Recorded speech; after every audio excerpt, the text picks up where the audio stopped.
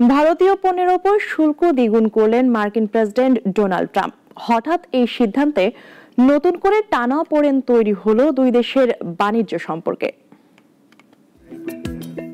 ভারতীয় পণ্যের শুল্ক বাড়িয়ে 50% উন্নীত করলেন মার্কিন প্রেসিডেন্ট ডোনাল্ড ট্রাম্প। যুক্তরাষ্ট্রের ইতিহাসে এটি অন্যতম সর্বোচ্চ শুল্ক হার।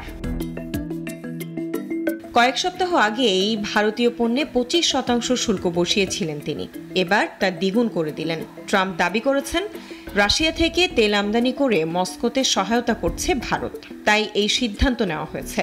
তবে নয়াদিল্লির অভিযোগ, রাশিয়ার তেল কিনছে আরও অনেক দেশ, কিন্তু তাদের ক্ষেত্রে একই ব্যবস্থা নেয়নি যুক্তরাষ্ট্র। বাণিজ্য বিভাগের হিসাব বলছে, গত বছর যুক্তরাষ্ট্র ভারত থেকে আমদানি করেছে প্রায় $87 বিলিয়ন পণ্য। অন্যদিকে ভারত আমেরিকা থেকে নিয়েছে $42 বিলিয়ন সমপরিমাণ পণ্য।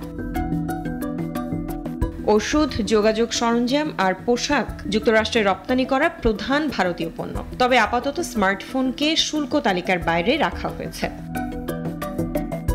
শুল্ক বৃদ্ধির কারণে যুক্তরাষ্ট্রের ব্যবসা ও ভোক্তাদের ব্যয়ভার বেড়ে যাবে। অন্যদিকে ভারত পাল্টা প্রতিশোধমূলক শুল্ক আরোপের হুমকি দিয়েছে। এতে তেল, গ্যাস, রাসায়নিক এবং মহাকাশ শিল্পে যুক্তরাষ্ট্রের রপ্তানি ক্ষতিগ্রস্ত হতে পারে।